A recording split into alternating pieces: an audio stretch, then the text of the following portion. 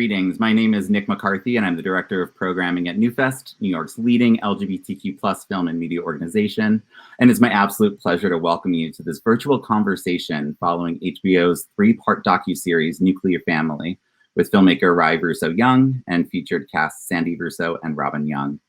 We were so moved by the powerful and nuanced storytelling of Russo-Young's Nuclear Family, and we are delighted to feature the series at our 33rd annual New York LGBTQ+ Film Festival, along with over 130 films available to watch during the festival. We want to thank our friends and partners at HBO for helping make this program possible and for their long-standing and continued commitment to telling and amplifying queer stories. We'd also like to thank the wonderful folks at COLAGE for partnering on this conversation. COLAGE is the only national organization expressly dedicated to supporting people with one or more LGBTQ+ caregivers, uniting them with a network of peers and supporting them as they nurture and empower each other to be skilled, self-confident, and just leaders in their communities. Now, it's my pleasure to introduce the moderator for this conversation, the board co-chair at COLAGE, Hannah Moch. Thank you so much, Nick. I'm so excited to be here today. As Nick said, my name is Hannah Moch, and I'm the board co-chair for COLAGE. Just like our director today, I was raised in New York City by two moms, and I'm so excited to be joined by the Russo-Young family. So let's bring them on. We're going to speak today to Russo-Young and her moms, Robin and Russo. And I think it's going to be a great conversation. So Rye, do you want to just say a little bit about what this documentary is to you? What it is to me? It's very personal and it's very meaningful to me because it's my family. It's the people that I love most in the world. Yeah, that's a great answer. Will you tell us a little bit about how this project came to be? Just when did you start thinking about it as a documentary film? All of that. Yeah. I had been telling this story throughout a lot of my childhood, first in the context of my lesbian moms being sued by my known sperm donor, and then to press in my teen years. And in my 20s, I thought, I'm a fiction filmmaker. I should make a fiction film out of it. And it wasn't until about 2 years ago that I realized it needed to be a documentary and that I didn't have all the answers and that was okay. And that making a documentary would allow me to hear Tom's side of the story. Yeah. And you had already been in a documentary, right? In 2000, you were in Our House, a very real documentary about kids of gay and lesbian parents. Did that influence your filmmaking this time around at all? Did you think about that, the way you told the story then? I know there are clips from that in your film. I mean, I think, well, I should say, for many years I tried to make the fiction film and it didn't gel. And I didn't want to make a documentary because I thought I'm not a documentary filmmaker, but also I was afraid of making a me and my problems documentary or a movie that was too much about, I think you understand what I'm saying, an issue. And so I think that's part of the reason I avoided it. And in a way I felt like, my family already participated in a documentary. Why would I do a documentary? So if anything, it was almost the opposite. As much as respect and love that I have for Mima Spadola, the filmmaker who made Our House, and as fun as it was in some ways to participate in it. Yeah. And here you are again at NewFest with a new documentary, just like you were in that film was in 2000, which is so cool. I think, can you tell us a little bit about, did you actually envision it was going to be a documentary series with HBO in the way that it turned out to be? Did you think it would be one film that just was watched all the way through? The plan in the beginning was to have it be a feature-length documentary. That's how I imagined it. And then when I gave the producers the rough cut, it was 2.5 hours long. And we all were scratching our heads and saying, how are we going to cut this down to 90 minutes? And then we decided to make it into a series because that felt like the right length for the story. Yeah. Having seen it, I can't imagine what you would have cut. That probably would have been really hard also. Yeah, I mean, I think that the story needed political context and just context in general in terms of what was going on with the history of, what Robin and Russo faced in terms of discrimination. I think that really informs all the choices that were made. Yeah. And Robin and Russo, at what point in the process did you get to see the film? Was it fully finished? Did you see it along the way? We saw for a while. Yeah, we saw a rough cut, but it was pretty put together. I mean, yeah, far along in the process. Far along, yeah. Right, was that an intentional choice? And I think, I'm sorry. Go ahead, Russo. Sorry. I can't remember exactly, Roy, but I think that we had been already interviewed at least once and still hadn't seen what of the footage she had. So it was a little bit wait and see. Yeah. Did you keep it close, Rye? Did you wait to show your moms intentionally, or was it just, is that part of the artistic process? I mean, I definitely waited till I had a cut that I felt fairly confident in, but that there was still room to hear what they had to say, to address it. It was still evolving when I showed it to them, for sure.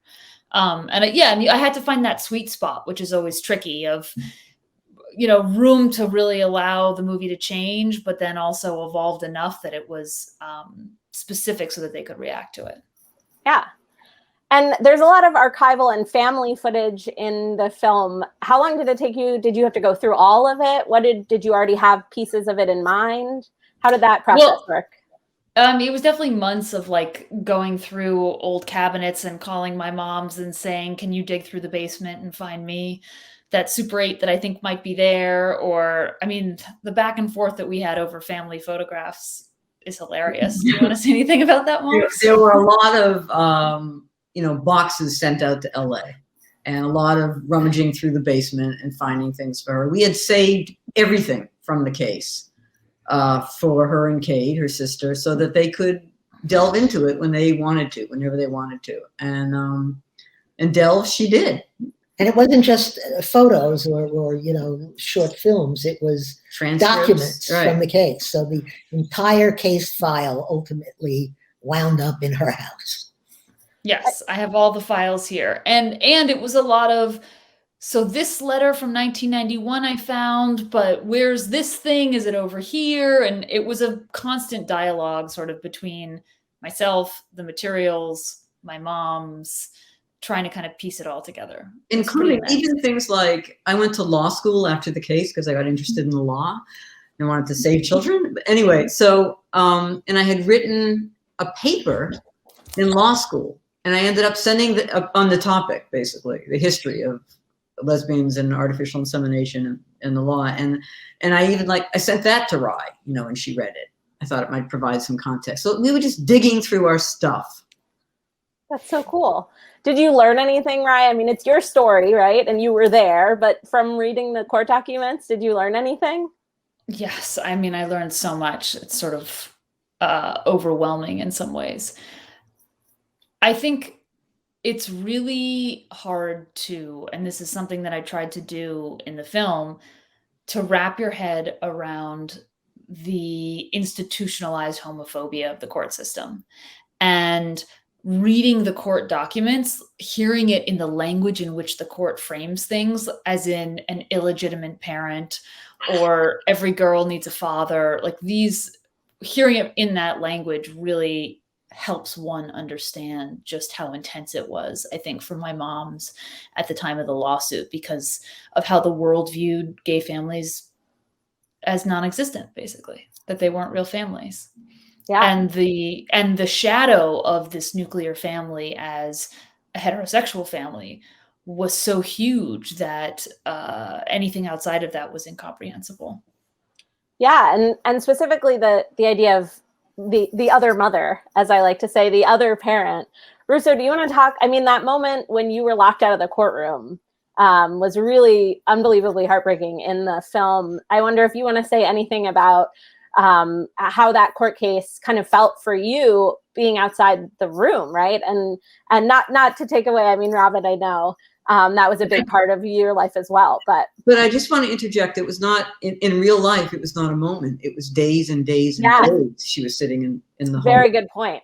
Yeah, but go ahead, Russo. It was all the days of the trial, except when I was on the stand testifying. Then I was permitted to be in the courtroom. The minute I was done being asked questions, I was back out in the hall. But it was a joint effort. I mean, whatever we did together. And whatever strategizing or, being up in the middle of the night, tortured, Robert and I just did it together. So the fact that I was excluded from the courtroom, it was lousy and it felt bad, and I wished I could be there to support her.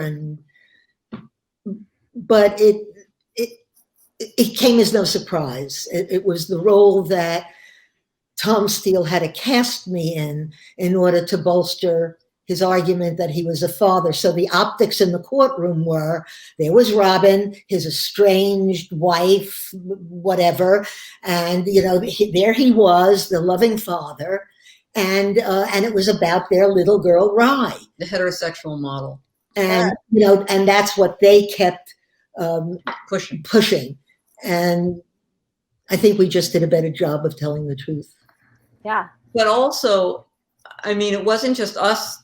It wasn't just hard for us, who had to deal with that model that didn't have much to do with our actual family. It was Rye and Kate as well, because they were forced to be very involved in the case. They had to meet with Rye's law guardian. They had to meet with a court-appointed psychiatrist. Rye met with the judge. They were very involved against our wills and against their wills. I mean, they had to do that. So there was a large burden on them. Yeah. We begged our attorneys we said, we're not going to let them go see this court psychiatrist again. It's just too disturbing, and we can't do that to them. And our lawyers said, you have to, or you're going to lose the case. You don't have a choice. And so in the end, what that really sort of exposed is that both Rye and Cade, in some ways, really saved the family through their participation, and their conscious participation. And Rye had that extra burden of knowing that it was about her. She was the focus of the case, and so what she said really mattered, and that's a huge burden for a little kid. Yeah. Did you have so is having your children taken away from you, right? As we know. Yes. Yeah. Did you have a sense at the time, or maybe later, your place in the history of court cases for maybe LGBTQ families specifically? But I know that in the documentary, you go into a little bit how most of the cases had been about women who had come out after heterosexual marriages, and your case might have been kind of the first one that was about all queer parents, right? In the state of New York, it was a case of first impression. Yeah. I think there have been others in other states. I don't know. I'm not sure, but yeah, it was a pretty big deal. And it was also a pretty big deal within the lesbian and gay community in New York, and a little bit in San Francisco as well, because he lived there and knew a lot of, other lawyers. So there was a big divide at the time. We didn't get 100% support from the community. In fact, we got a lot of hostility. So now, 30 years later, the atmosphere is so different. So different. The rights that we are comfortable with now, we didn't have then. It was just another world. And a lot of the lesbian and gay community hadn't caught up yet. There was sort of internalized homophobia, well, you can't really be a family. Don't pretend to me you're a family. That people just didn't view us as a real family, and Kate and Rye as real sisters. They just didn't get it. Yeah, and you guys were relatively early in this wave of people. I mean, I was born in 1992. So I'm a little bit after your wave, more in the general wave at that time. But they were the first wave, really. Yeah. The very, very first. Yeah. It was such uncharted territory. There was really no models for anything like this at the time. So it was all improvised, and it is, I think, a case of the pioneers paying the price in some sense. Yeah. I mean, do you feel like a pioneer yourself, Rye? Are you a pioneer for kids of LGBTQ families? Your moms are laughing. Yeah. No, I'm just a child who had two loving mothers and then got embroiled in a nasty lawsuit. Yeah. And we were really just two idiots in love who wanted to have children. And then this thing happened. You know, we didn't planning. set out to do this thing. You know, we really were just In fact, madly in love. there was a lawyer in California. We lived there for a very short time. I was born there, in fact, and then we came right back to New York. But while we were living in California, a lesbian attorney wanted to try and get us to be able to cross-adopt our children. And we were terrified. It was going to be a test case. And we said, no, we're not doing that. And they're going to take our children away. Right. Inviting examination by the state and the court and way too scary. So we said, no, thank you. That's not for us. Sure. Well, and one of the things that I tried to do in the movie that I think is, just very true to what Russo was just talking about is tell the story of the gay family in a larger sense from this renegade counterculture that was really outside the law to one that has completely entered the mainstream as we see it today. And one of the things that was so terrifying about the law is that, or really the case, is that we had always kind of been outside the law and in our own little world. And then all of a sudden the law was sort of reckoning with us and we couldn't run from it anymore. And we had to kind of face the institutionalized patriarchy and homophobia of the court system. It really felt like the claw coming in. Yeah. Very scary. Yep. Yeah. I don't think there was any, when I was born, any legal anything around my birth. My father is a straight man who just kind of agreed to have a baby with my two moms. And I think luckily everything just worked out for the best, but I don't know that they even would have had something to look at, right? I think you guys were really just creating this as you went along. And I think even in 1992, that was still happening. I would love to just turn to the experience of the child of LGBTQ families. As you mentioned, Rai, just for a second, you talked about being asked who your real mom was. You talked about why don't kids of straight families get asked if they want two moms or two dads. I just wonder if you could talk a little bit more about the experience of having two moms or having queer parents in general. Well, I do think this is a great opportunity to talk about collage. Sure. Because I remember when I was a teenager, I went to a collage meeting with my sister Cade in P-Town, in Provincetown, Massachusetts. And my sister and I both had a similar experience where all of a sudden we felt for the first time around people like us. And it was such a comforting sense of being in our tribe, because it is this, or it was really this unique place of being almost between two cultures, which is always how I felt, being so much a part of gay culture, but then for me also being straight. And so it was like I was belonging to these two different worlds and I couldn't really reconcile them for a long time. But even before that, I should say, growing up, to your question, it was a lot of educating and a lot of pressure to be perfect, which I'm sure you felt even being born 10 years later. We were the model generation of this, and everyone was kind of, it felt like we were under the microscope and everyone was looking to us to, how do the children of gay people turn out? Yeah. Are you normal? Are you psychologically damaged? Are you going to be gay? And so there was a lot of reaction to that in terms of our behavior, wanting to be perfect, wanting to be straight, as my sister says so eloquently in the film. Yeah, that was a beautiful moment. I think you're absolutely right. I think one of the things that is so wild is that people are still asking those questions, even though you exist, I exist, fully grown, one might say, adults exist now who have kind of proven that this is a beautiful family structure that works just fine, right? And so, Robin and Russo, did you feel that kind of same pressure to be model parents in the same way? Yeah. Yeah, absolutely. And to have perfect children. Yeah. Yeah. And I think I just think it's a relief now to some extent. And maybe even part of why I waited so long to tell this story is because I felt like culture could handle it. There could be a more nuanced portrayal without having to have everything so buttoned up. Because for so long when we would do press, we were like our edges were very, very clear because there was no room for messiness whatsoever. Right. Yeah. Mm-hmm. Yeah, I think I noticed that your kind of tone and your whole vibe was very different on that talk show than Right. in the next film and in your film. You changed, right? Right. As the years go by. Yes. Yeah. Well, we're allowed to not be necessarily perfect because we're not representing an entire group. We're not the sole example. Yeah. And to present a less rigid picture. Right. Totally. Yeah.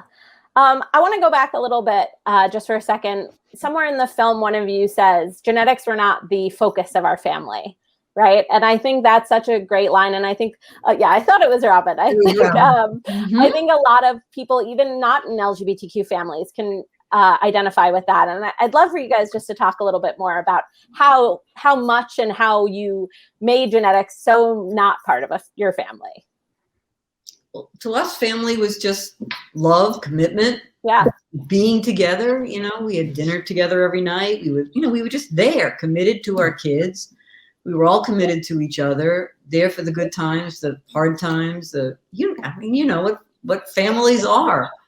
And that's what it was about. And I don't know. Can you say more? Well, I have a little complicated backstory because I didn't know who my father was. And growing up and as an adult, I really wanted to have that question answered. And once it was fine. I was relieved of that burden, and my life went forward in a whole new direction. It was very liberating somehow. So on the one hand, we wanted the kids to be able to have that information when and if they wanted it. And asked both men, would you agree to be known, to be introduced to them at some point, should they have any questions? And they both agreed, and that was great. And, and genetics didn't mean anything between the four of us. We were also deeply related to each other, and living together and, making breakfast and, making sure you had your lunch and don't forget your homework. And, nor did we deny it when it, was there, when there would be mannerisms, or whatever it was. From genes, we would laugh about it or, talk about it. And when there were mannerisms that went across that weren't related to genes, we would talk about, that was even funnier. Yeah. Talk about that as well. And anything bad we attributed to the donor. Yeah. Sure. Or each other. Yeah.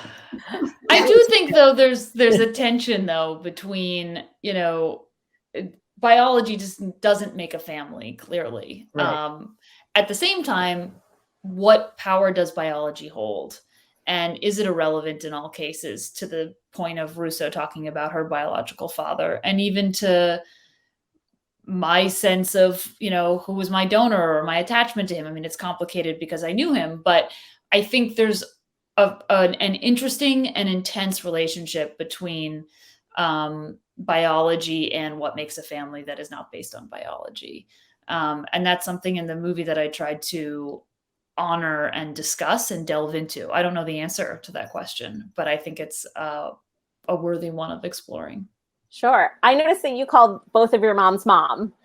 Is that an equalizer, or did you just pick that when you were a kid? Did Cade pick it first? I know that I call my mom's mom and mama, and my non-biological mom is mama. But I chose that when I was very young. I wonder if, did you pick mom and mom? Robin and Russo, do you remember how that came to be?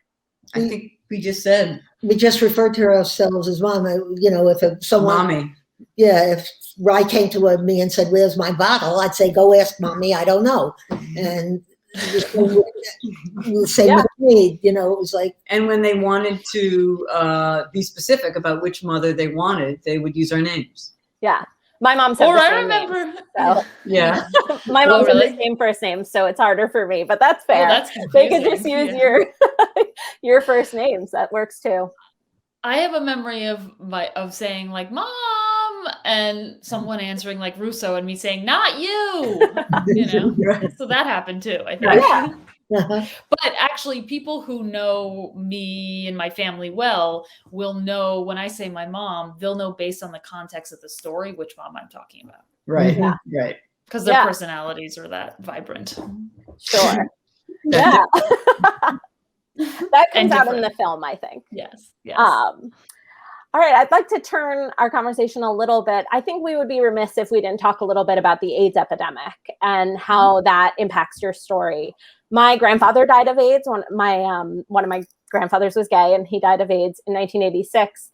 And I always say that his story became ours when he died. And I wonder if you think you would have told this story if your donor was still alive, or if, how you think the story might have been different, and how your connection to the AIDS crisis has impacted you. I know that's a lot of questions, but I probably wouldn't have told this story because I probably would have just went and talked to Tom and had a in real life face-to-face conversation. And I think part of one of the reasons this was so unresolved for so long is because it was hard to deal with because it was so terrifying, right. But also because I couldn't necessarily go talk to him. And he left me these videotapes that then became a conduit to solving a mystery of sorts within my own feelings, and connected to me as a filmmaker in all these other ways. What was the second part of the question? I think you've pretty much answered it. Just your context in your place in the context of the AIDS epidemic. I think you answer it a little bit in the film. I think his son also answers it a little bit in the film. Like they're gone, right? The people who died, and that is go ahead. But I mean, I do think, like, especially in the time that I grew up, gay culture and the AIDS epidemic were one and the same in some sense. It was this awful thing that happened to the entire community. I mean, I remember being a kid in gay pride parades and seeing the silence equals death signs and the friends dropping like flies. And it was a whole, so if you're going to talk about gay history, in this period, in the 80s and the 90s, you're going to talk about AIDS. Yeah. And you did. Because it was part of the story, because we were talking about gay people during that time. And so, They had AXA t-shirts, I remember. They got involved. I got involved a little bit with ACT UP here in New York City. It was an intense time. Horrible. Sure. Yeah. All right. I think our next question is, what do you hope that the audience takes away from all of this, right? You have told your family story. You've told it in the context of history. You've told it now in the context of you being as old as you are now. I think, what is it that you hope that the audience takes away? My hope was always from the beginning of making this movie was to invite the viewer to think about their own family, and not through telling this very personal story that we would tap into these more universal themes of love and family and loyalty and loss. Because I do think everyone in their own family has a fraught relationship, because there's so much love there. And because there's so much love, there's often so much pain. So that's my hope. Yeah. Robin and Russo, I know this is your daughter's creation, but do you have anything you hope people take away from your family's story? What Rai just said. And also, I think that she really does provide a piece of history for people to see and learn from. And I haven't seen it before, on the screen, and so I think that could educate people about what did happen. Yeah. I also always about the the context that Rai provides. Sure. I'm also really excited to. Oh, sorry, Mom. Go ahead. No, I was just going to say, and just the leaps that have been made from when we started out. And today, I think the film really shows that development and how liberating and freeing it's been for so many families. There's still work to do, but it's quite a difference, when looking. Much faster progression than we ever dreamed of. Yeah.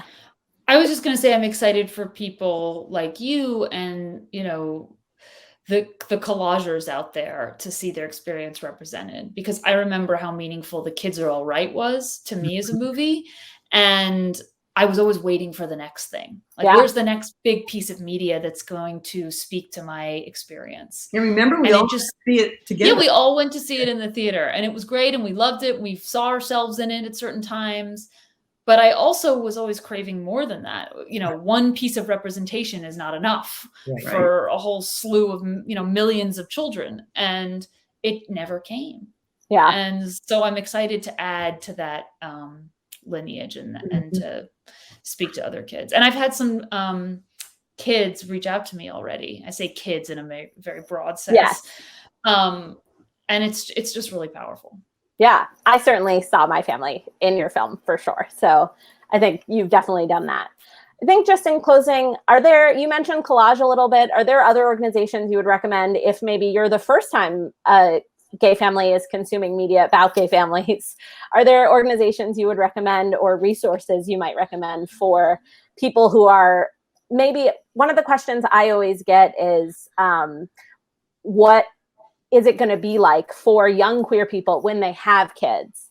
So thinking about those people, thinking about people like us, do you have any resources you'd recommend? Our daughter. Yeah. Both our daughters. We're kind of out of the loop, you know, Yeah.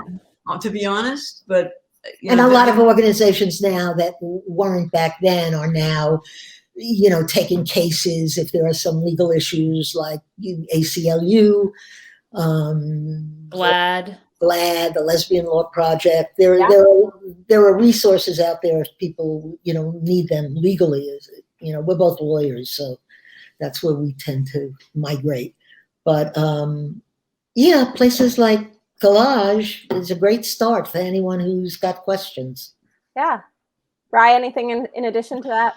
Well, I mean, I think checking out the Equality Act, doing a Google on that is a really is really important, because it shows you the rights that gay families and gay people protections that they don't have yet. And if we can get that passed, we can get a lot further, and certainly trans rights, and thinking about how to get that protected as well. Yeah. For example, even now, our other daughter, Cade, is married to Max, who's a trans man. Max carried their baby. And now Cade has to go through the process of adopting that baby, which she planned. Even though they're married. They're married, but just to be safe. So if they travel to other states where her relationship to the family would not be recognized, she then has adoption papers to show that she's a lawful mother to this child. Sure. Yeah, second parent adoption is a huge issue for our community, for sure. And I think GLAAD with 1A is a really good organization to check out for information about that. Absolutely. All right, great. Thank you so much. I want to thank HBO, NewFest, all of you, Rye, Robin, and Russo. Thank you so much. This was an amazing conversation. And yeah, have a good night, everyone. Thank you. Thank you. Thanks for having us. Yeah. Great.